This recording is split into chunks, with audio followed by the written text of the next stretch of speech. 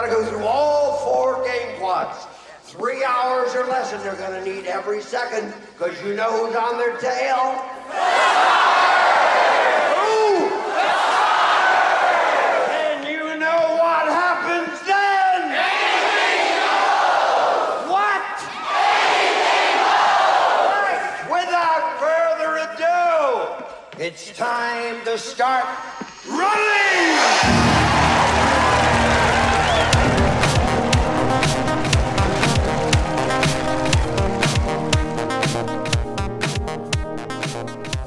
That's right, Drew. It's time to start running. It's kind of like this podcast goes for 3 hours and people see if they can survive from boredom. Which zones are we in right now? I'm in the cart going down the tube. Yeah. I mean, the cart down the tube, that's 15 minutes, just like the intro. It's like it's a microcosm of the episode. But anyways, it's a good way to put it. But I mean, that was a good introduction to what Running Man is all about. But I was kind of hoping for some classic Arnold stuff. What do you mean? What, like this?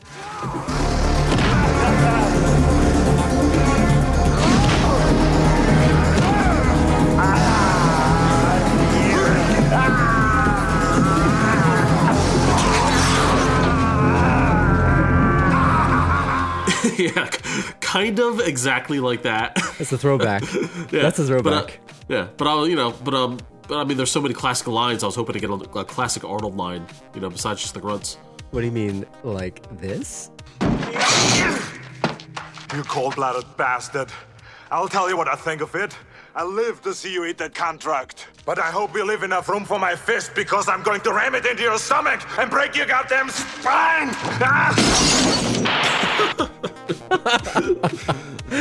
I mean, we could do this all day, but I guess maybe we should start. That's a good one. That's a shout out to an old friend there, our friend Dave. He and I used to say that to each other all the time. But anyway, welcome back to the Last Row Podcast. My name's Drew, joined by my co-host and friend, Mr. Badway. What's going on, Badway?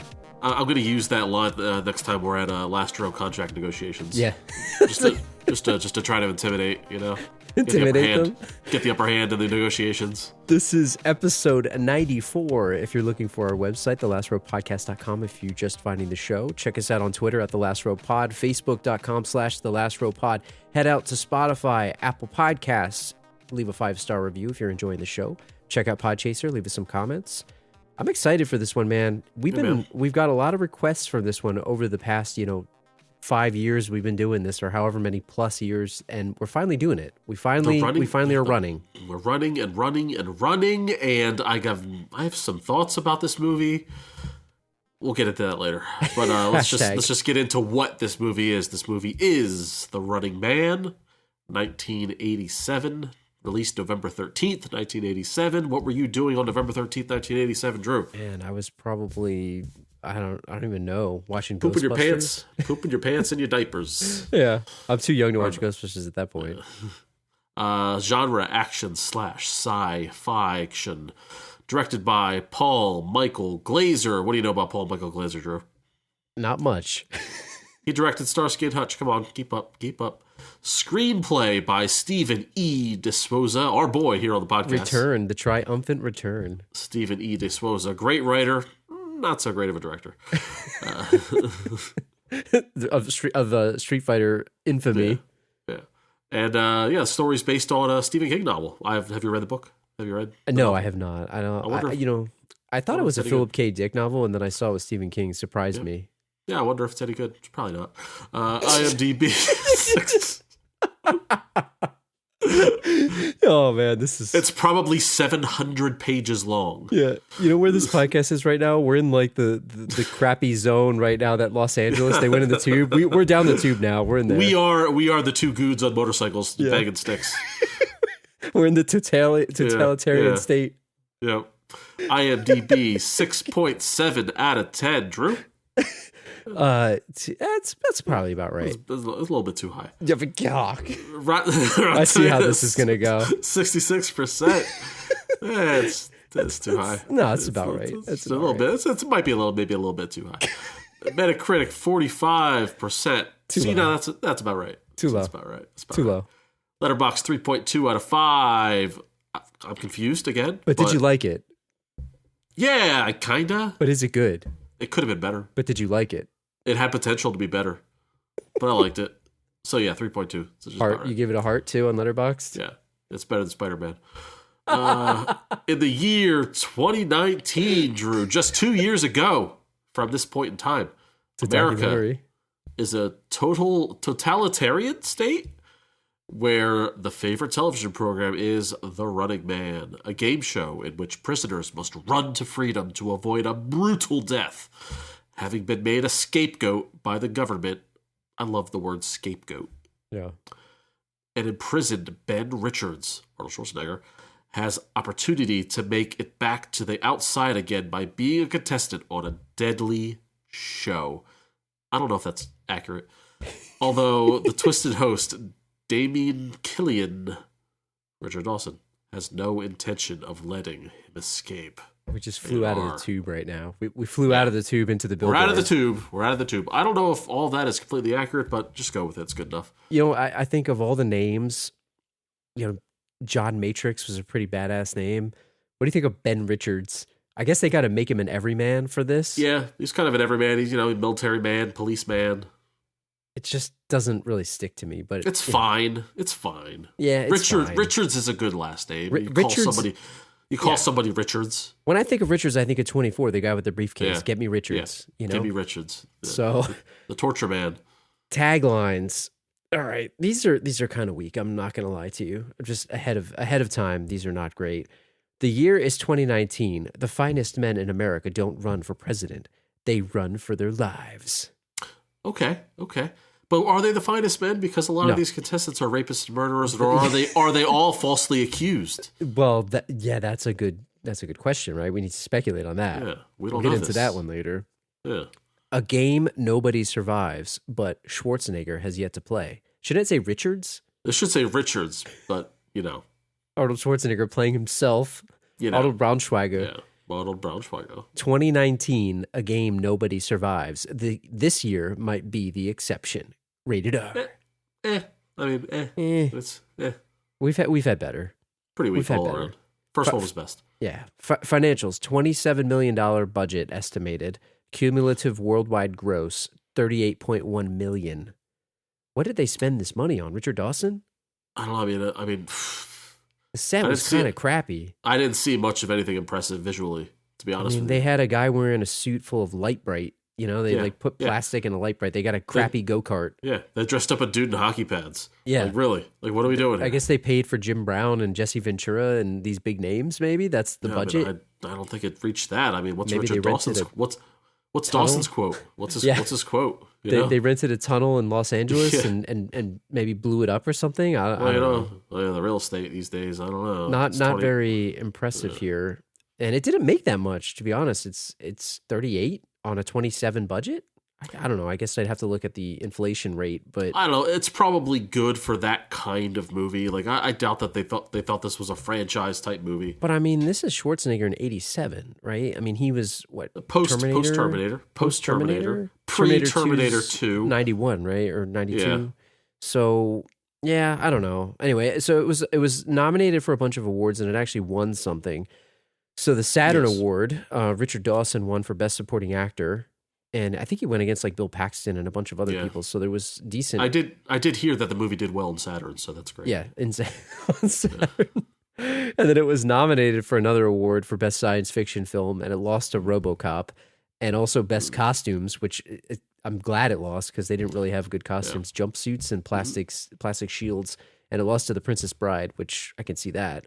Yeah.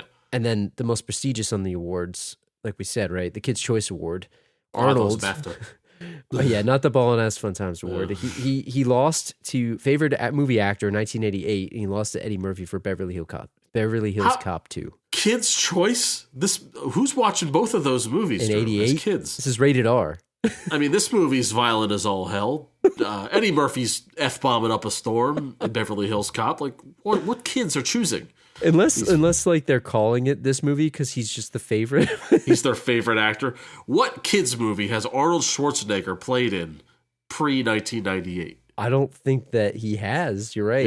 Even Kindergarten Cop was rated R. Yeah, and well, Am I just poking a hole in these kids' choice here, man? I don't know. It's not my kids' choice. They're not watching. I wanna ask you about this, and I'm curious because you mentioned that you thought this could be better. And there was a piece of trivia that I saw on IMDb that I thought was interesting. I'm just going to read it. I won't paraphrase it. I'll read this, and I want to get your perspective on this. It says, Arnold Schwarzenegger thought Paul Michael Glaser was a terrible choice to direct. True. With Glaser coming from a TV background and having no film experience as a director at all, he thought Glaser shot this film like a TV show, losing all the script's deeper themes. Schwarzenegger suspected that because Glaser was a last-minute replacement, he didn't have time to research the future that he was depicting, unlike James Cameron had with The Terminator in 1984. Also, in television, they hire you, and the very next week you shoot. So he didn't place the blame at Glaser's feet completely. Did you get that vibe from this, that it was like a TV movie? I don't know. Maybe there's some truth to that, because I couldn't put my finger on it, but as I was watching it today, it just seemed like the movie had more to say than what it was showing, you know? Yeah. And maybe I didn't look up whether or not Stephen King liked this movie or not, because of course he's probably going to say no, because Stephen King's kind of like that with all his movies. Yeah. He didn't like the way The Shining was done, and I thought The Shining was really good. So that, you know, you take what he says with a grain of salt as far as his adaptations go. But I feel like I bet the book deals with a lot of deeper issues about class and about, you know, the way the world is, and, you know, the thirst for violence, and you know, government run and all that. And I feel like it didn't go deep. It turned straight into just action. Yeah. And even the action was kind of like all the pieces were there for this to be a really good classic Arnold. I guess it's a sci-fi movie. It's barely a sci-fi movie, just action movie in general. Because it's dystopian, I guess they call it. Yeah, sci-fi. yeah, dystopian. That's the word. And I feel like it just fell short. Like, and I guess I came into this movie with rosier thoughts about it than I did coming out. Yeah, I could see that. And by the way, I just Googled this while you were describing that, and it's interesting. So I think Stephen King went under the name of Richard Bachman at the time, and apparently he is not a fan of the movie. Yeah, of course. I don't know exactly why. There's a whole article about why he disliked it. I'll link it in the show notes. Probably it's on Screen Rant. Yeah, like, I don't know what to say. I mean, the movie's fun, but it's just not very good, is it? I liked it, and I'll say this, but I've also seen it a lot of times, and I feel like if I haven't seen this maybe if I never saw this before, I would be a little bored, but the movie isn't, you're right, like, it could have gone deeper, and it could have definitely explored some of the themes about the dystopian, totalitarian government kind of thing. Maybe a movie like Total Recall goes a little bit more into it, and like Demolition Man or something like that. Even you know, and Total Recall, I forgot what year that was. It's 1990, I think, and wasn't that Paul Verhoeven? I'm pretty sure that was Verhoeven, right? And that movie, definitely, obviously a more skilled director who you know, Verhoeven did RoboCop 2 at this time, so maybe that's why they couldn't get him. But you're right. I think it could have been different. It could have been different. Like I want to know, like, what's the difference between the people in the audience, you know, cheering for this stuff, and at the bars cheering for this stuff, and the people that are underground. You know what I mean? Like, you saw that in Demolition Man, the underground people that are you know rebelling against the New World Order, and there was just none of that storyline in this movie. And I feel like it was just begging to be told. And I feel like there's a really great story in there was just ignored. I agree with you, and I want to talk about the audience when we get to that, because I have some questions about what you said. But, you know, we've been talking about trying to get signed, and we've been talking about trying to make it on this show. Yep. Right. And I think, you know, what I'll just say is we finally got a sponsor here. Thank the Lord. And, you know, we've been making negative money for the past, I don't even know how long, but whatever, since we've been doing this. And I just want to, before we talk about the movie, we're just going to play a clip for the sponsor, and you know, hopefully everyone finds it. I think it's something that everyone that listens to the show might like, so we'll just let it roll. Are you ready for pain? Are you ready for suffering? If the answer is yes, then you're ready for Captain Freedom's workout. Yes, it's America's own Captain Freedom. 10-time national champion, the greatest stalker to ever play the game. All right now, all you runners, ready, get set, go! So we're really fortunate to have Captain Freedom sponsoring the Last Row podcast. If you're interested in the workout videotape, use the promo code LASTROW20. That's LASTROW 20, and you'll get 20% off of your first videotape. Yeah, Drew, I wouldn't carry any sponsor that I didn't believe in myself. And let me tell you, for the last 3 weeks, I've been having the Captain Freedom's VHSs sent to my house. And let me tell you, I am exhausted, but also very swole. I mean, I am ripped to the core from Captain's Freedom, and I think you all should too. So use that promo code LASTROW20 and get yourself your Captain Freedom VHS workout tapes today. Just like he said, yeah. Yeah! Yeah! Let's talk about Ben Richards, man. Ben Richards, Arnold Schwarzenegger, the Butcher of Bakersfield. The Butcher of... That is a great serial killer name. It's funny because... Too bad they wasted it so on an innocent man. Yeah, if you watch The Witcher, they call him the Butcher of Blaviken. That's all I could think about the whole time I'm watching this, the Butcher of Blaviken, the Butcher of Bakersfield. Yeah. So tell me about Ben Richards. Like, how long... He's a cop, right? And they're in this totalitarian state. But the cop is like the military? Like, the police are like the military? How long has he been doing this? I don't know, man. But, like, my question is... So there was like the big earthquake of like 97, they said in the movie.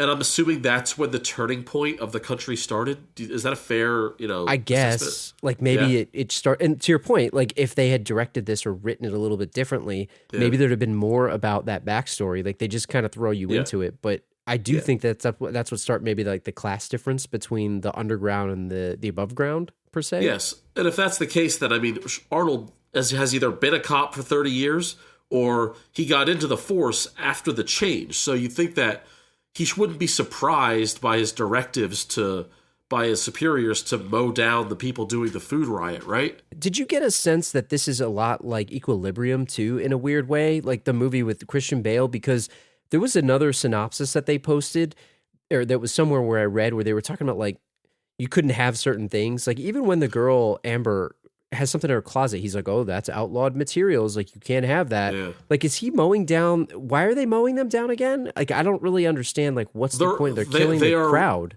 They're rioting for food, and the government because just can't have that. So they have to teach the lesson that if you disobey, this is what happens. And you're right. There was maybe less of a emotional impact to it because they just showed you, oh, here's a crowd of people. You didn't even really see them. They showed them for like half a second, and then they showed them on the radar. That was about it. You didn't see much else. But I don't know. I think you're right. Like, he should have been desensitized to this if he's been doing this for however long. I mean, unless it's his first day on the job. Yeah, you would think that why is he even a cop? You know, if you're not expected to rule in such a manner that the movie painted the society to be. And it doesn't seem like a situation where he's a scapegoat either, because what's the point of the scapegoat? They just want the crowd dead. They don't really care that he's going to do it.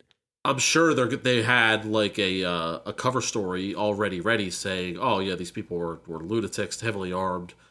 They were a danger to society and all that other stuff. I'm sure that the excuse was lined up. So I mean, that's what they wound up doing, right? They doctor the footage of the tape. I mean, he gets punched out by some of the people, the other guys that are in the plane or the helicopter, and then it goes down, right? I'm sure they killed the people anyway. Yeah, but I think that was since it was two birds, one stone. Once he disobeyed, they were able to paint him as a scapegoat and then get away with the murders. So. And he winds up in this prison camp, right, where they're chopping blocks and whatever, and he's got a bunch of buddies. Blocks. Yeah, I don't know what they're doing, and is this prison camp? When they show like prisoners in America or whatever it was in these movies in the 60s, 70s, 80s, even go back to Shawshank Redemption, it's like making license plates and stuff. Yeah. Are these guys just breaking up stones just because it's like torture? It's like a labor camp. Like, are they using this for anything? You think about like the chain gang on the railroad or something like that. Let's just like banging pickaxes. Like, what even is that? What are they doing? I don't understand what these guys are doing. And they've got this like sophisticated technology where it looks like a mirror, and they've got explosive collars like the Suicide Squad. And if you go past this gate, it blows up. Like, what? I didn't really understand. Again, it sort of glossed over this cool part of the movie. I feel like that could have been maybe more if they spent more time. Maybe some of the stuff got cut on the editing room floor. I don't know. Yeah, and like the riot to have them escape and everything, and all these escapes, they start with a pre-planned prison riot. But they have these collars on their necks. Like, couldn't they have just popped a few heads? Yeah. And then that would have, like, everyone would have been like, okay, I'm done. Sorry for rioting. I feel like the riot control was severely lacking in this game. And I think that you nailed it before too. Again, the backstory, I didn't really care about his friends, and this was a good opportunity for them to build a scenario where you actually care about his friends, because they could have built the backstory of these guys in the movie. I don't know. It just seems like a missed opportunity, but yeah. Long story short, they get out, right? And they go into the dirty part of LA, not the ritzy part. And they're walking around the streets. And I guess I had no sense of time in what was going on with this, but I think that was like overnight, and they wind up leaving. And Schwarzenegger says he's going to meet up with his brother and he's going to leave, and he's going to go to his brother's house. But they're walking around. They meet up with, I think, what's his name? Fleetwood from Fleetwood Mac, Mick Fleetwood or whatever. They get the collar off. Not Mac Fleetwood, Fleetwood Mick. What were they doing with that? I don't understand this whole part. And basically, they just wind up leaving. I thought it was a little easy for them to escape, don't you? Yeah, it was too easy. And I don't know. I think it's all that needs to be said. I think we should just move on. Yeah, and he winds up in this apartment, and you get introduced to this Amber Mendez. And there's this whole scenario where he's going to leave because his brother's dead. The big thing that I wanted to ask you about this is, do you think that she should have turned him in, or should she have just let him get away? Like, she wasn't really being held hostage here. I didn't really understand the dynamic between them at this point. Well, I mean, he booked a vacation to Hawaii for her, basically. They were going to go to a nice place. Yeah, I mean, why wouldn't you want to go to Hawaii? Like, I know it's on her dime, and I don't know, maybe she's got money troubles. Would you take a vacation to Hawaii if, you weren't financially comfortable to do so? So I guess maybe that was her hesitation. But if the tickets are non-refundable, then you might as well go. You might as well go. And instead, she got thrown into this damn murder game. So yeah, it looks like a bad decision. Do you think he would have made it? Do you think they would have got away with it, put it that way, if she didn't turn him in? Yeah, I think so. I think if they got on a plane and bada bing, bada boom. Happy ever after. Yeah, they get caught, and essentially they get thrown into this game show, which is the whole point of this movie. But the game show is very reminiscent of American Gladiators, right? I mean, that's what this is. Oh, It's yeah. the Running Man. What do you think of this versus the American Gladiators? Did you like the American Gladiators? Were you a fan of that when it was out? Let me tell you, loved the American Gladiators. Had the toys, had the Nintendo game. Watched it on USA after school all the time. Big fan. Is it safe to say that if you were around in 2019, you'd have been watching the Running Man too? You got the toys, you got the board game. I mean, a little less murder on American Gladiators. So I mean, that we know of. Yeah, that we know of. Maybe there were some cover-ups. Maybe there were probably concussions that we were not aware of at the time. But no, that is not a fair conclusion to jump to, Drew. Thank you for loving me with the murder lusters. What did you think of the Gladiators on the American Gladiators? Because I always thought when I watched this show, these guys, like some of these guys, are like really hate the contestants and the girls, right? I don't know if they actually did or didn't, but some of them really seemed like they did. Well, Drew, it's a lot like wrestling, where you have to put on an act to like have the facade that you can't be effed with, right? Like Gemini can't be running around looking like no bitch, so you got to throw around. You got to throw around the 140-pound contestants, right? You got to do it. But I'm sure that they, hug puppies and save old ladies and walk old ladies across the street. I'm sure that happens, But when you step into that, that arena, you best get ready to get your ass kicked. What was your favorite game on American Gladiators of all of them? I don't know what it was called. I think it was called Assault, where it was like the obstacle course, and the gladiator had the tennis ball gun. Yes, that's and you had to like at each station there was like a little like it was almost like a Nerf rocket. Yeah. That if you hit the bullseye above the gladiator, then you win. Could you do that? They're pretty good. I'd probably get pegged. I'm not slick. There's one thing I'm not as slick. That was one where the gladiators used to get really mad when they were trying to shoot the people. Yeah. And eventually they'd run out of ammo and like that'd be it. So if like you don't shoot the rocket to the bullseye, you still had a chance to like get to the finish line for some bonus points. And that was always the exciting part to me, is when they ran out of ammo and like they're running for the finish line. That was my favorite. What about the one where they were in that giant ball and they're running around like a hamster, like Axel from Twisted Metal 2? The Atmosphere. I had that toy. I had that toy. Yeah. I had the 2 Atmospheres. I never had the toys. Were they good? I had the Joust too. Yeah, they were great. I mean, they were whatever. They didn't do anything. What's the one where you have to run and throw the ball in the little trash can? And they have to like tackle you? You know? Powerball. Throw the ball in the trash can. Yeah. You know what I mean? Yeah. Let me tell you, the Nintendo game was freaking awesome. And insanely hard, by the way. The NES version. I gotta look this up. But yeah, I was a fan of Laser. I was a fan of Gemini, for sure. Malibu, all the good stuff. Malibu's my favorite, hands down. Tower. Later on, you had Tower. I like Siren. Yeah. So the referee where he used to go, contestants ready, gladiators ready, and then Siren was deaf. She had the hand signal, the deaf woman gladiator. So they would have the hand signal for her, or like they would have some kind of like light thing. She was good too. She'd really kick everyone's ass. Yeah, absolutely. That was they were competitive, man. But I think some of the contestants were arrogant too. Like they'd go on, and sometimes I'd be rooting for the gladiators to kick their ass because it's like, this guy's a joke. Get out of here. Oh yeah, there were certain gladiators that I would like to lose. Sure. I don't know. I feel like it's like human nature to root for the contestants, the underdogs.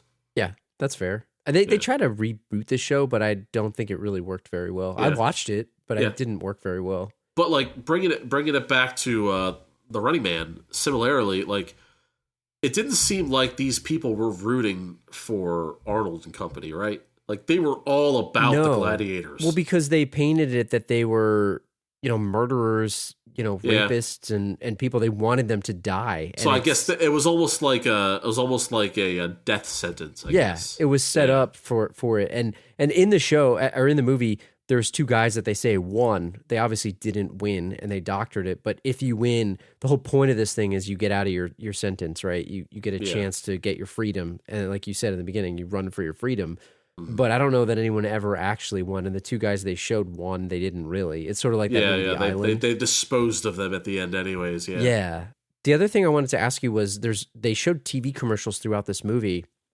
Other shows in 2019 or 2019 in this dystopian future. And obviously everyone's got a bloodlust, it seems, or it's very violent, it's very bloodthirsty.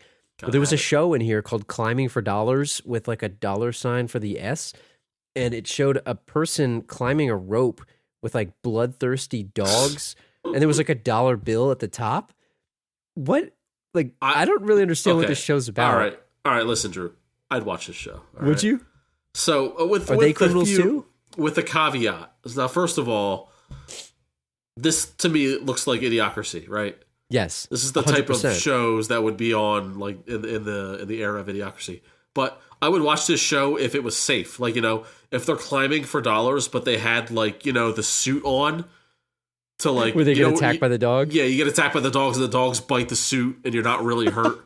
Like, I don't want to see people get ripped apart or anything like that. Yeah. But I would like to see that. Or like, where like they're like that's the first level, and then the second level is they're climbing on a rope and there's a pool of sharks underneath. Yeah, right. So they're because that's what I was going to ask you. Like, is the dog just the first level? Because I mean, the dog getting bit by a bunch of dogs, that's obviously not pleasant. But what other levels do they have? You got sharks or there lions? Yeah. So in the movie version, these are like death-defying games, but I feel like these people are volunteers. I'm not to say that it still should be done, but like in our world, if there's a climbing for dollars and it's sharks, like imagine sharks. Now go with me. They're sharks, but they've been detoothed, right? They have gums. It's just gummy sharks. So you fall into the pool and they just gum you, and like it probably hurts, but they're not going to kill you. It's just you're just being drug around by the sharks. Oh my God. I'm imagining like a geriatric shark with like just gums, like like dentures. Oh, I don't know what else. What other levels are there? I think definitely lions. There's got to be one where there's like lions and stuff, and maybe pits of snakes and stuff like that. Like you get sucked into the snakes. What if there's one where there's what if there's one where there's not even animals and it's just like quicksand, and then you just get sucked in and you just and then you're done. You're over. I'm into that. And does the rope get progressively higher? Like, is that the thing? Like every level the rope is taller and you got to climb higher, and maybe the bottom gets more dangerous. Like I want to know about this show. I wish there was a movie about this. Maybe they you don't get breaks, or they make you do like push-ups between like to keep you tired, or How like much money? or you're climbing at level 3 and all of a sudden like honey falls down on you and now it's slippery. Like, I don't know. Guys spraying you with a fire hose. I don't know. Like if we were producers of the show, I think we could figure this out. I'm surprised. Look, they have a make this show called entertainment. Hole in the Wall where people are like, how do they not have this show? Listen, Hole in the Wall was a great show. That was a I don't great care show. what anybody says. What other types of shows are out on this TV channel? Because like, and is Running Man, is that the most brutal, or is there something even more brutal than that? Like since bloodlust is clearly normalized, and this is basically a form of death row, I guess, in a way. I wonder if there is other. I mean, obviously, there's other shows with murder if they're climbing for dollars and falling to their deaths with the rabid dogs and whatnot. I don't know. I would imagine there's like a destruction derby type of show, you know, a Thunderdome type thing. You know what I mean? Yeah, That's that a kind good of one. thing. Yeah, It's interesting. I'm curious more. You said it again, and we'll say it again. I wish I knew more about the society that this movie was based on, because they really missed an opportunity. They had these little gems throughout, and I feel like I wish there was more. I bet if they made this again, which I've heard that they were going to, they probably would maybe expand on the lore a little bit more. It would be more of a backstory. What's the name of the television station? Is it ICN or something? Or ICN? Like IBN? you imagine that channel just has all these types of shows where it's like, it's just, I don't know. It's like the souped up version of Spike TV from the 2000s. You know what I mean? That's what it is. I forgot about Spike TV. Yeah. Oh my God. 1,000 Ways to Die, The Man Show. Yeah, it's like all that. And didn't G4 become that? And then G4 became Spike. And by the way, G4 is back now. I don't know if you saw this. It's on YouTube. I watched some of the Attack of the Show was back. Yeah. It just brings me back to college. It's crazy. Oh, yeah. So bringing it back to Running Man, you mentioned the bloodlust. These people are criminals. How do they find the contestants to be on this show? They don't volunteer, right? I mean, Ben Richards did not volunteer for this. So, I mean, it seems like Richard Dawson, you know, Damien Killian. Is it Damon or Damien? I think maybe it's Damon. Well, it doesn't matter, I guess. It seems like he has like almost his pick of criminals, right? I mean, is he allowed to just select from the government, like from the jail system? They said he had a contract with the Justice Department, I think. Yeah. The Justice Entertainment Department, I think they called it. Yeah. It's totally idiocracy. Yeah. So, yeah, he just gets to peruse this list of criminals, kind of like a dating app, if you will, swiping right, swiping left, you know, picking up dudes and ladies that have committed heinous crimes and pretty much throwing them to these gladiators, right? Do you think that, you know, we talk about the bloodlust, do you think that all Americans love the show, or is this one of those, it's like a violent sport and maybe there's opposition to it? Or do you think that because of the way the government is, like, no one's really stepping out against this thing? Like, I'm trying to understand the backstory with that. Yeah, it seems to me like in this world, any kind of protest will get shut down pretty quickly. It seems to be not the America that we grew to love anymore, right? Yeah. So it's kind of like, you know, you better love it or just keep your mouth shut about it and just don't watch. Don't make waves about it, that kind of thing. I don't know. It's just, it is funny to me that it seemed like there were the audience was all ages, but I felt like the majority of it was older people, right? It was old people. They got to watch those criminals die, man. Yeah, a lot of elderly. Like, I don't know if that's just a sign of the people that went through it in 97 and now 30 years later, you know, that kind of thing. I don't know. Could you see a scenario where this actually, we joke about it, idiocracy. Could you see a scenario where this type of show exists or some degree of it? No, because I think we're going the opposite direction. Like, you know, even if they're pretending to make the game of football safer, you know, with concussions and everything, I feel like it's going in the opposite direction. I feel like the bloodlust has waned a little bit with our entertainment. If the show did exist, who do you think would host it? I mean, I hate to say it, but it seems like Trump would be the perfect guy, right? Maybe if he wasn't the president already, like because of The Apprentice or something. Yeah. Like, I don't know if he could do it. If he hadn't been the president, but was like in our popular culture, even in a negative light, you know? Yeah.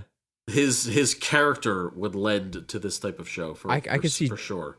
I could see like an old man Joe Rogan hosting this thing. Oh, that's actually the perfect choice. It's Joe Rogan. That's actually it. That's the right answer. It's like Fear Factor to his podcast to all this other stuff to now hosting the Running Man. Yeah. It has to be someone with some kind of internal bloodlust themselves. Like it couldn't be Carson Daly, you know, or what's his name? Not Dana Carvey. What's his name? Drew Carey. Couldn't be Drew Carey. The Price is Right to the Running Man. Yeah. Or it couldn't be like a celebrity, like, you know, like, I don't know, like Ryan Seacrest. Like, no, it has to be a guy with internal bloodlust as is. Or maybe like, I don't know, maybe a Ray Lewis or something like that. Or like a really violent, you know, former football player. Yeah. Bill Romanowski. Yeah. That's it. Yeah. Scott Stevens hosts. So let's talk about, before we get to the Stalkers, I'll segue you there. You mentioned the audience and the demographic of the audience. It's like older people. There's this setup where Richard Dawson is the host. He's got this contract with the government. And throughout the show, they send these people down the tube. They've got, like 3 hours to clear all 3 zones or whatever. But during that, they send these stalkers out. And some random audience member, there's audience participation. Yeah. They get to pick which stalker goes first. What did you think of that aspect of it? Did you like that, or did it bother you? I do kind of like the audience's choice of seeing their favorite guys. Like, that's kind of cool. Like, I don't know. Like, it's funny. Like, we saw, I don't know, 4 stalkers in this movie, 5, maybe 4. Mm-hmm. But I wonder how many there actually are, and are they all like on the ready, or is it kind of like a menu? You go to the restaurant and you say, well, you know, the stalkers today are the Iceman and the Fireman and the this and that. Like, I wonder how it goes, but I do like the audience participation aspect of it. If it was less murder, like if it were American Gladiators again, or if it was like some kind of wrestling show and it's like, all right, well, you get to choose who comes on. Like, that would be awesome. That is cool. What is it, like the fan-controlled football league that's on Twitch? Yeah. Where it's like they get to pick like the plays? Yeah. Like, I mean, it annoyed the hell out of me that nobody could decide, and it was like comically indecision. Oh, yeah. It was really stupid. And I don't know if you noticed, there was a bunch of merchandise here. What stood out to you as your favorite piece of merchandise that they showed? Oh, definitely the board game. You got to figure out how that's going to work. How does it work? Explain it to me. I like to imagine it's your typical, you know, move the guy across the board. Like, you have your 4 zones. Think of the flat board, your token guy, moving him along. Then, like, you run into, you know, maybe like you land on a space, you pull a card, and the card says, uh-oh, stalker. And then you got to, like, roll dice or something to see, like, if you survive or not. That's how I picture it.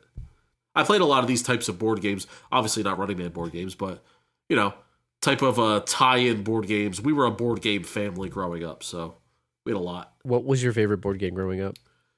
Oh, man. I mean, I always loved Monopoly, but we didn't get to play it a whole lot because it was hard to get people to, like, buy in to want to play. I had this TMNT board game at my Jindo's house, my grandfather's house. And I would, like, even if my sister wouldn't play with me, I would, like, play it myself. And I would have, I know that sounds sad, but I had a lot of enjoyment out of that. I don't know. We never really Did you have played. That? No, we didn't really play much. I mean, we weren't a huge board game family, but I played some when I went to like a cousin's house or something like that. But we didn't have much, and I like them now, but we never really played much. And I wish we did. I guess But Pizza Party, another one. I don't know. You guys look it up. Pizza Party, if you know what Pizza Party is.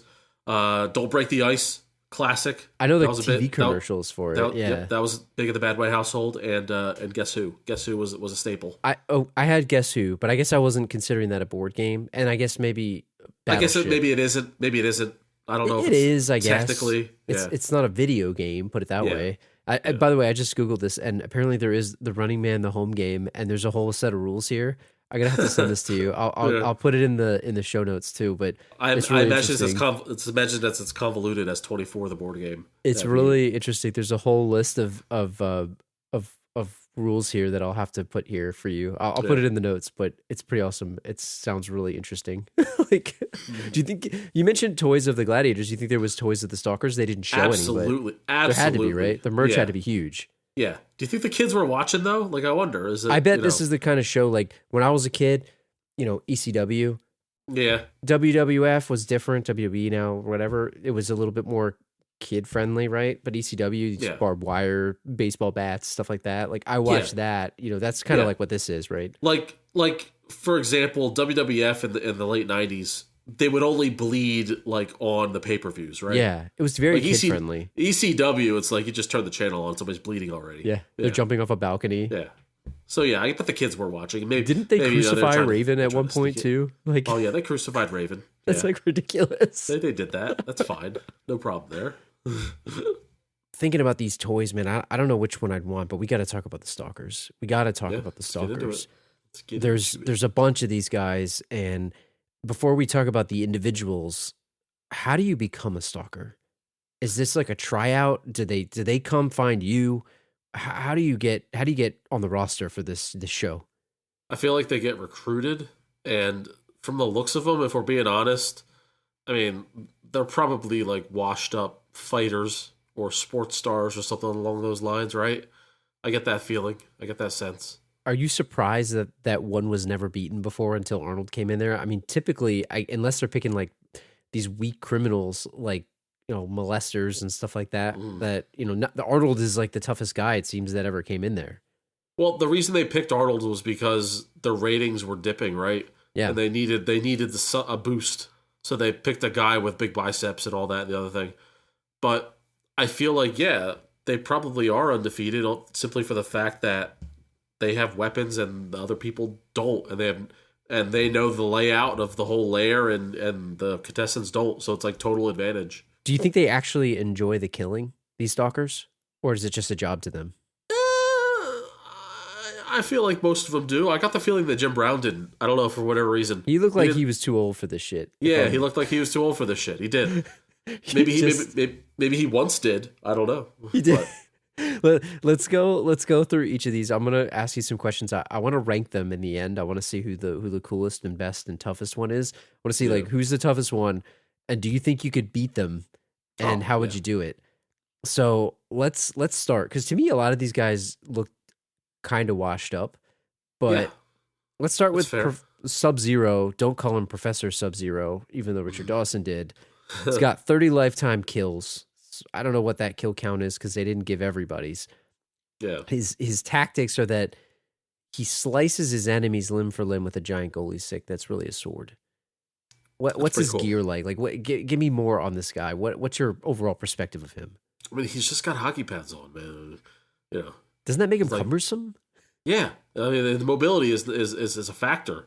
It's like pretty bad, isn't it? But you know, the whole stage is on ice, and he's the only one with skates on. So total advantage there. Got to give him that. By the way, I mean, before we move on about this guy, this is the dude. He's, you know, he was in Three Ninjas. Yeah, he was the big guy for Three Ninjas. He's kicking the balls. He was the butler from Pee-wee. Yes, from you know what I mean, from Francis. Yeah. Francis, yep. He was Francis's butler. Yeah.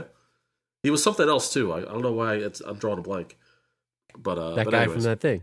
He's that guy. He's total that guy from that. He's that guy from that thing. I mean, what's your overall impression of him? And could you beat him? Yeah, like, I don't know. He confuses me because he dresses like a goalie, but then like he scores by putting a guy in a net, and he's shooting pucks. So it's like I feel like the writers of this movie don't understand what the goalie does, right? They're explosive pucks too. Yeah, like I feel he's not defending anything. He's on the offense. He should have been dressed like a winger.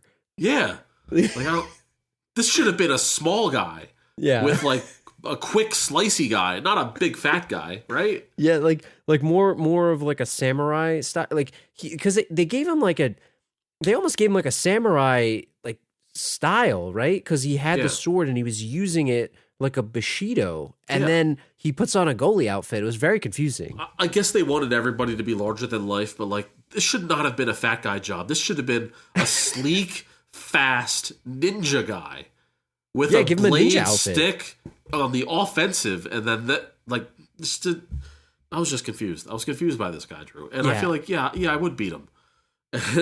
He did have the net trap. That was interesting, but like, he's in the net, not them. Like he put them in the net. The weak guy. Why is he scoring? He needs to keep things out of the net. He should be offended by that guy in the net. You know when a goalie gets scored on and they slap the puck out right away that's in the net. It's like he should be mad and slap him out of there. You know? Unless he's like a Ron Hextall, where he's trying to score. Like maybe he's got to score. Yeah. It was the late '80s. He's got heroes, you know. Back Like, I'm a Flyers fan. I was a huge Flyers fan back in the day too. Like, you know, it's hard to keep up with everything these days, but I used to get out of my mind when Ron Hextall would be playing the puck like 40 feet out of the net because he wanted to score every single time. And it used to drive me crazy as a hockey fan. I'm like, dude, get back in the net. It's just not worth it. It's just not worth the risk. He was overskating the puck so much. He never got scored on in those scenarios, but it scared the crap out of me every time. Yeah. But back to this guy. I think he dies pretty weakly too. Arnold wraps barbed wire around his neck and chokes him out. What do you think? Like, listen, I'd be the first one to die instantly when being stalked by a serial killer. I don't have any fight in me. Can you walk on ice? We've been over this before. I have bad balance on ice too. Give me a pair of rentals and I'll fall all day. It's the rentals. But I feel like I could beat this guy. Like, he's out of shape. He's slow. What's he gonna do? What's he gonna do to me? Like, I feel like I could hide from him and like pop out and like put him on his ass. And once he's down, like, what's he gonna do? He's big. He's a big fat guy. You could probably explode the pucks on him. No athleticism. Yeah, zero athleticism. Once he's off his skates, what does he have? You're right. It should have been exactly what you said. A shifty like guy that can slice around more like a ninja. This guy was not the speed demon. Yeah. Let's come back to this guy in a second. I'll go to the next one because I want to rank them in the end, and I want you to give me who maybe the tower is, and maybe it's in chronological order. I don't know. Okay. The next guy is Buzzsaw, who I don't know who this guy was. They called him last year's champion. He had chainsaws. I mean, explain his gear and tactics to me. All right. So now we're talking here. Now we're talking dystopian maniac. All right. We're done with the hockey gimmick. We got a bona fide maniac on our hands here. Chainsaws out the ass. He's got the metal balls on the rope. He's riding a dirt bike. He's wearing like this. I don't even know how to describe his helmet. Whatever. It's really weird. Yeah. It's like a headgear. Yeah. This is the type of guy we're talking about. This is the maniac that we're dealing with here. It wasn't a gimmick. I don't think, Chainsaw's more, I mean, it's kind of a gimmick, but it's not. Like a hockey guy. It makes no sense. This is the type of guy that I believe lives, in Oregon during the off season and cuts trees down with his chainsaws. Like he's well versed in them. It's like a lumberjack by day. Yeah. Yes. He also had 2 holstered chainsaws on his legs too, which I thought was a nice touch. Well prepared. It's like the secondary weapons. He's got that. Yeah. Not just cool gear, but tactical as well. He had a dirt bike too. I mean, listen, a guy's a maniac when he's riding a dirt bike while operating a chainsaw. Yeah. So this guy is a total threat, and this is a guy I would be scared of. And I would have beaten the hockey guy and got by this guy in 2 seconds for sure. What did you think of his tactics overall? Like, you thought he was pretty dangerous. I mean, Arnold took him out, but it definitely was a bit more of a challenge. Yeah, well, the guy probably could have killed Arnold right away, like within the first couple minutes of the fight, but he started to play with his food a little bit, you know what I mean? Yeah. And that's where he kind of, he got cocky, he tied him up and was dragging him around by a rope while he was dragging him on his bike, and he got cocky, and Arnold's a smart guy, and, tripped him up, crashed the bike, had a little hand-to-hand chainsaw combat, and Arnold's brute strength ended up winning the day. So, what'd you think of the death there? He's chained his nuts up, right? He chainsawed his junk. Yeah. He cut him up, like upwards. If you catch my drift, people, he cut him up. Is there any worse way to die? Yeah. I mean, a chainsaw to the crotch. Yeah, one would say that he had to split. So I put in the notes. He made him sing because he literally sang. He was like, "Oh, yep," the end. And then I think he said something like, "How." He tried to do the one-liners were off the charts. This movie is the Arnold soundboard. That's what this movie is to me. And I thought this guy was definitely more of a challenge. We'll see how he compares to some of the other ones. What about Dynamo? This guy is the lamest to me of all of them. Lame name too. Like Dynamo? Come on. What is that? I don't even get it. Come on. And like, what even is this guy's power? Like, what? Like, is he supernatural? Like, I didn't see the device. Like, I didn't see the device. Maybe I missed it. I think it's just like his suit or his I don't know. It's the year 2019, man. They got advanced technology. He's basically a fat Raiden from Mortal Kombat. That's what this guy is. with a light bright. Did you ever have a light bright? Oh, yeah. Yeah. Did he put all the lights in the light bright thing? Yeah. Yeah. And he's missing bulbs. It was a mess. So what are his powers? Like, what does he do? Sings. He sings. That's his power. Apparently, the actor is a trained opera singer. Yeah, and he like shoots electricity. Like, and I don't know. Yeah, it's effective, but like, what? I didn't understand like how he was doing it. Like, it seemed like magic to me. Like, I don't know. Like, what kind of device did he have? Where was this electricity coming from? I thought this guy was lame as hell because he was an oversized guy in like a clown car go-kart. Yeah. And yeah. The last guy was so much more badass than this guy. This guy sucked. And again, why is he overweight? Like massively obese. Like, I'm not nothing against anybody. I'm overweight. But like, I'm not trying to like, kill people for sport either. Trying to so yeah. You talk about a level playing field. This guy is only killing people because of the electricity shock thing. Uh-huh. And he's driving around in this car. He's not even good at his job because he doesn't understand how his car works. He drives up like a mountain of rubble, and he flips the car immediately. That's how Arnold beat him. Like when you're watching a horror movie and the person's being chased, and you're like, just go off road, make a left, make a right, zigzag. That's what Arnold did. He went up a mountain of trash or whatever, and the guy just followed him and flipped his car. He flipped the car. It was so weak. And then as he was laying there, go to commercial, I have no power. Like, this guy deserved to get got. And Arnold, he spared his life. That's why he spared it, because he just felt bad for him. This guy, he had the weakest death in the whole movie. He gets electrocuted by a sprinkler system later in the movie. Come on, get out of here, Dynamo. This guy sucks. Move on from this What guy. about Jim Brown? So Jim Brown is somebody called Fireball. Tell the audience about Fireball. Listen, audience, let me tell you about Fireball. Guy flies around in a jetpack and he has a flamethrower on his back. That's all you need to know about Fireball. It's pretty badass, if I must say so. But as we alluded to earlier, he seemed to less relish, I guess. Yeah. His killing. It's almost like it's almost like he was third out of the gate, and he was like, "Man, those other two guys couldn't just do this. I have to come out here now." He was watching the whole time, like on the TV, like, "Man, don't make me go out there, man. Don't make me go." He was so he didn't say this, but like to me, his character was screaming, "Why couldn't these guys get this job done? Now I got to go out here and do this for them." Like, he didn't want to be out there. He's had enough. He's like the backup quarterback. Like, if he has to take snaps, he's got to take a shower. Now he doesn't want to have to take a shower. Yeah. He's used to not showering after the game because he doesn't have to do anything. Just hold the clipboard, man. That's what he wants to do. I mean, he dies. How does he die? How does he die? So Amber, what's her face? Amber finds that the previous winners of the game were actually not given the spoils as was led to believe, but actually died by, it seemed like they were lit up by this flamethrower. I guess he got him, right? In the locker room or something? Yeah, so Flamethrower was stalking Amber, and Arnold kind of got him, right? Rips his gas line off? Yeah. Cut his gas line off, had him pinned up against the lockers, and then threw a cigar at him. Is that what he did? Or no, it wasn't a cigar. It was a. It just blew up. A flare. It was a flare. The flare. He threw a flare at him. Two great one-liners too. How about a light? Yeah, as Larry David would say, foisted by his own petard. Yeah. How about a light? And what a hothead. What a hothead. And Jim Brown, he didn't want to be there, man. He did not want to be there. You know what? Jim Brown was a really good actor in Any Given Sunday. Yeah. Which was, 11 years after this. So he must have taken some classes between then and now. He looked uncomfortable in this. Because in this movie, he did not seem all that great of an actor. He just looked uncomfortable. Yeah. So... Maybe because he felt stupid in the outfit. Yeah. It was a dumb outfit. I mean, they could have made him look cooler. He had a gold jumpsuit or silver tracksuit. I don't know. Yeah. Jim Brown, to me, seems like a no-nonsense kind of guy. He probably has better characters based in reality than this crazy... I would agree with that. Jetpack riding flamethrower guy. Jetpack riding flamethrower guy. That's a good way to put it. Yeah. What about the sponsor of this episode, Captain Freedom himself, Jesse Ventura, who was criminally underused in this? Man, unsung he sat hero. on the side. He wanted to be out there. Yeah, unsung hero of the movie. He's retired, man.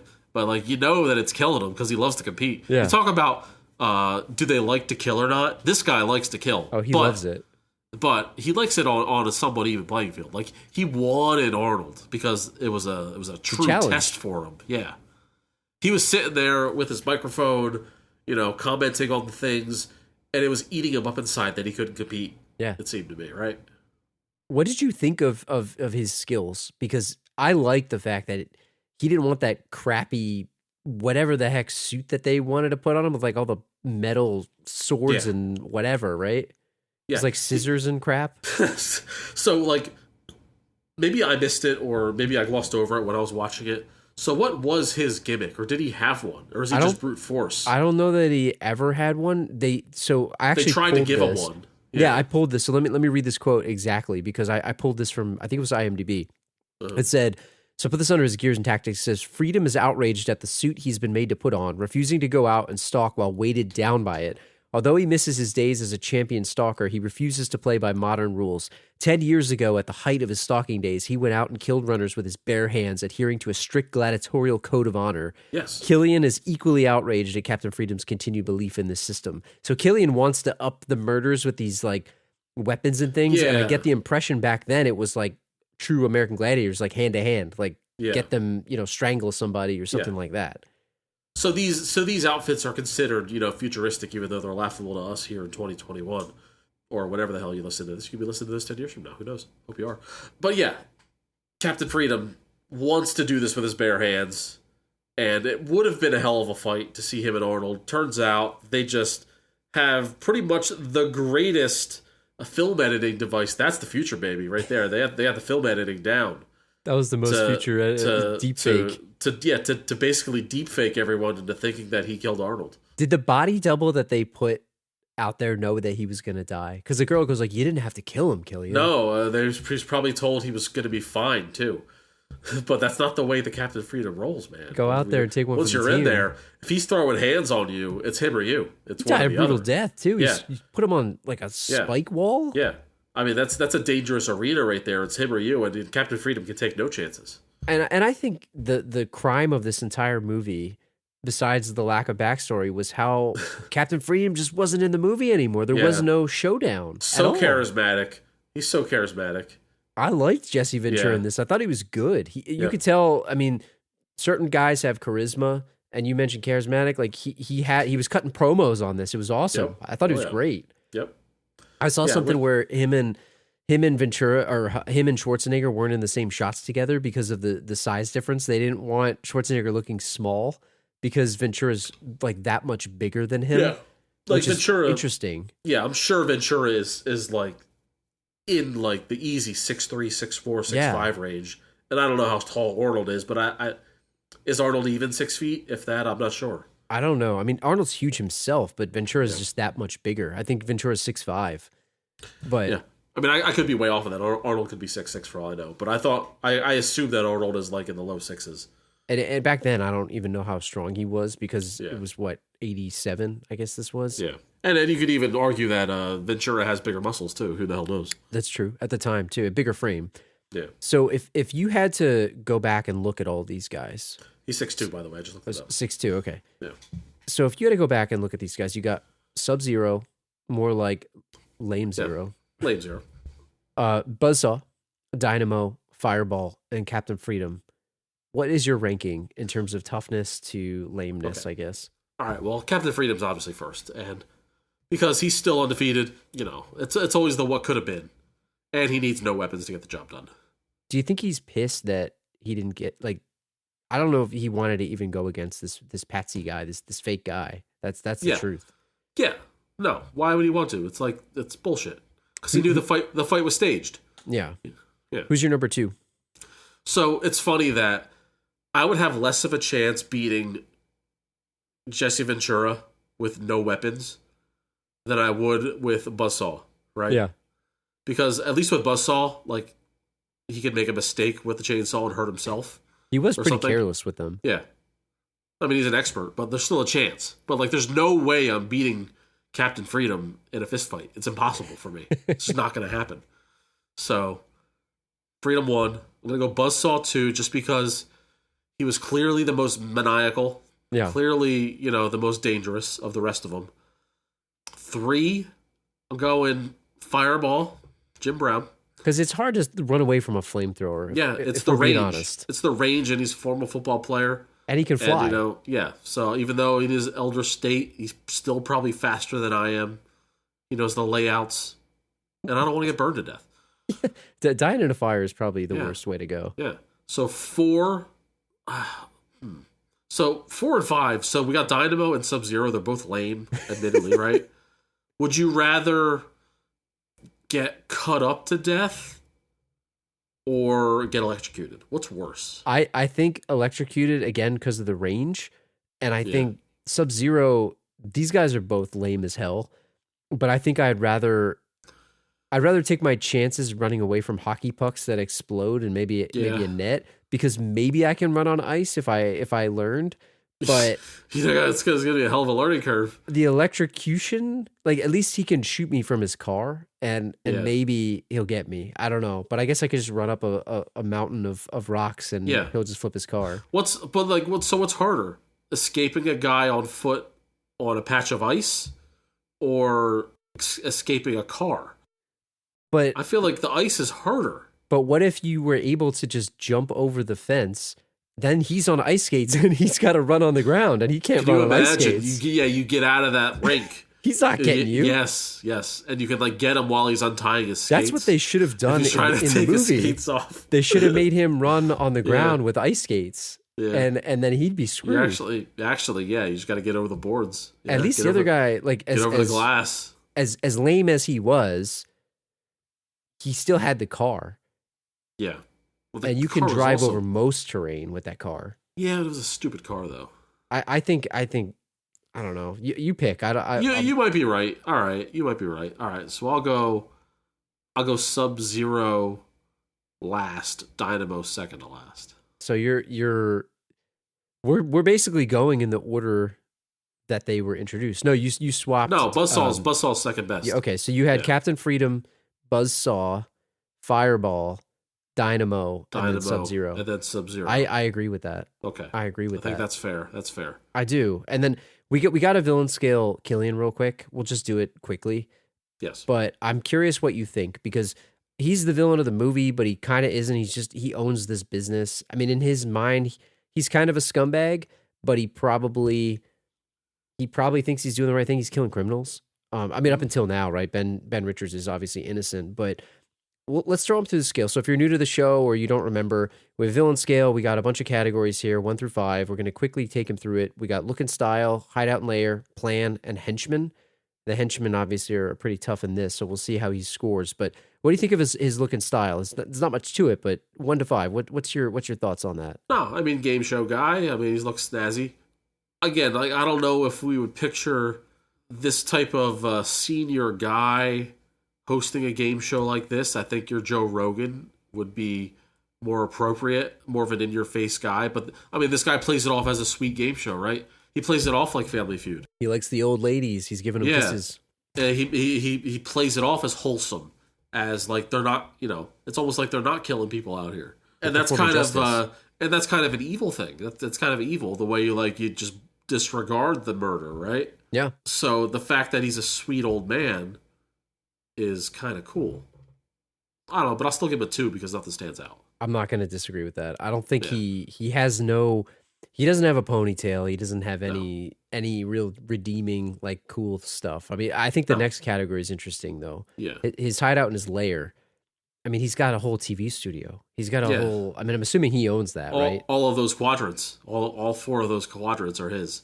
I mean, is that his property? I would assume it is, right? He's got those sweet Batman Forever tubes where you slide down to the Batcave. He's basically got an evil Batcave down there. Pretty much. Batcave. Yeah. They said it's like area lost in the earthquake, right? So I'm assuming he owns that property, or it's just free reign. Sure.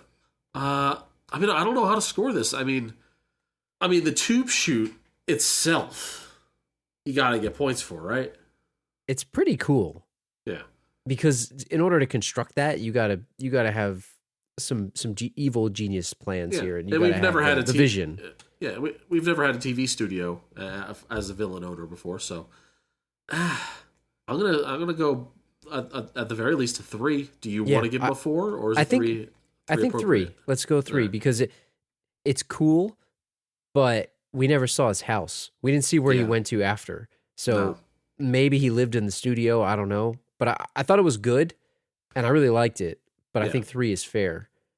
What about his plan for domination? Because this is an interesting one. I don't know what the plan really is outside of making money.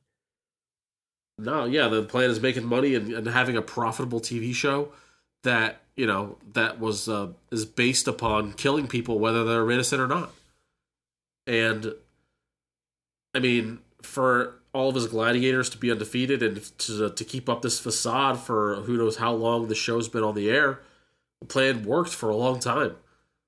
So I mean, I feel like I got to give him at least a 4 on this. Right? I agree with that. I mean, and I think he evolved his plan. So do you think he started, maybe to tie it back to the plan, do you think he started with any innocent people, or did he work up to that because he just he started maybe with a noble cause, like let's get rid of these villains, even though the whole idea of the show is kind of evil.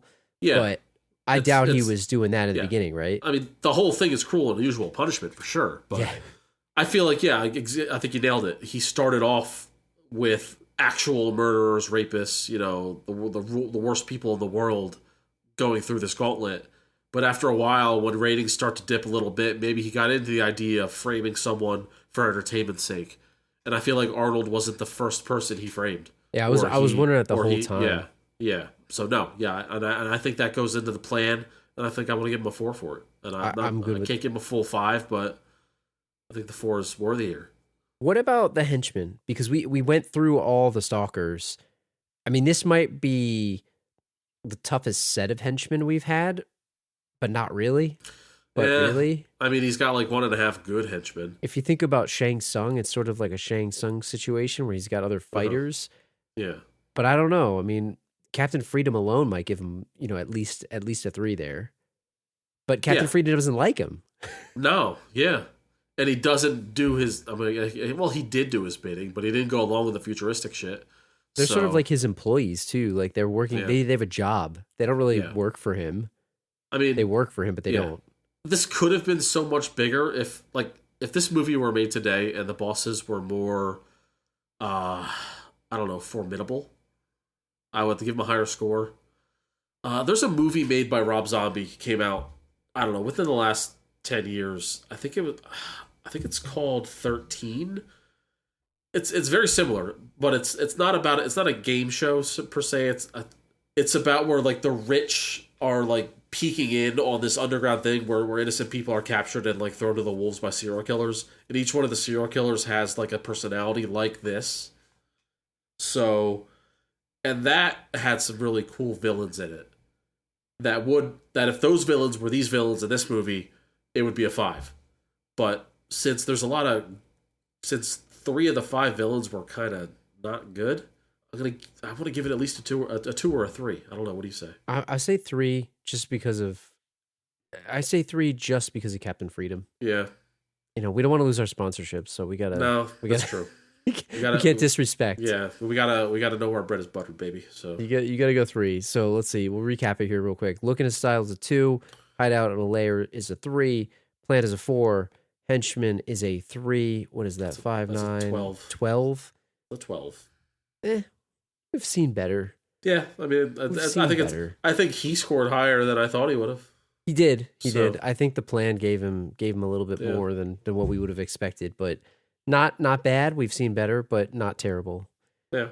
What happens after this movie? So he obviously gets thrown to the wolves. He goes down in his own chute. He goes down his little cart, his go-kart thing in the tube, and he goes through the billboard. Arnold's here. I mean, the government is still the government. Are they going to let him walk away? What's going on after this? The movie just sort of ends, and then the music starts and the credits roll. They have no resolution whatsoever. So we're led to speculate. I mean, I can't imagine they're going to let him walk away. No, I mean, this could crumble the society, right? But the damage has been done, though. The footage has already been showed to the whole country, right? Yeah, they know that it was doctored. Yeah, so how could you possibly justify arresting this man again, I'm surprised that this movie didn't get a sequel, even if there was no sequel to the book, because it's the type of movie that I actually would like to see what happens after. I think it could be cool to, again, more of the world that you would get. It didn't get a sequel, obviously, because of the money, but I'm interested in what happens after this movie. Like, does he stay in love with Amber? Do they walk away together? Did they go back to that Hawaii trip? They got the tickets. I've said this before about Arnold. I don't like to see him in any romantic storylines. And it's funny because I didn't see any kind of romantic sexual chemistry at all between the two of them all movie. And I thought it was strange that they embraced and kissed at the end. The opposite of Commando, right? He shouldn't have made out with her. They should have just stayed friends. It seemed like out of nowhere because at no point during the movie did I think they were going to become a couple. Like it was strange. There was no chemistry at all sexually between them. I guess you go through that traumatic experience together. He saved her life. She saved his. But it doesn't. You're right. It didn't. We were commending Commando for not doing the love scene.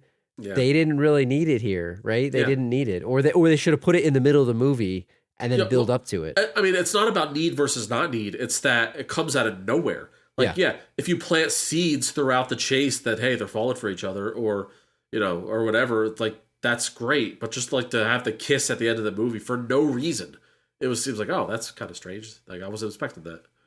Similar to a sequel, this movie just seems ripe for a remake. And honestly, I think there's a lot of Arnold movies that I don't want remade. This is one that I think I would actually like a remake of this. I would like to watch this. Yeah, I think that it could be done. And I like this movie. Like consider, Judge Dredd, right? Right. Like Dredd was goofy. Judge Dredd was goofy. And then they made the remake and it was kind of cool and realistic. And in a similar aspect, RoboCop, you could argue whether RoboCop, the original, was better than the remake, but I think it was interesting. And I think this movie is along those same lines. I think they could do a good job with this. If they got the right actors and the right director, I would watch this. Yeah. And I think it is it's a cult classic, but it's also, I mean, most of those Arnold movies are, but this is one of those movies where I don't think it's like blasphemous to remake it. No. Because I think the concept is cool, and I think they could have made it better than they did, even though I still really liked it. Yeah, there's deep flaws in this movie that they could possibly rectify. So yeah, definitely is right for a remake. I'm curious what our audience thinks. Did you guys enjoy this movie when you've seen it? Would you want a remake? What about a sequel? Write to us, thelastropodcast@gmail.com. Leave a comment on the episode's page at thelastropodcast.com. Follow us on Twitter at thelastropod. Tweet at us. Let us know your thoughts. Facebook, Instagram.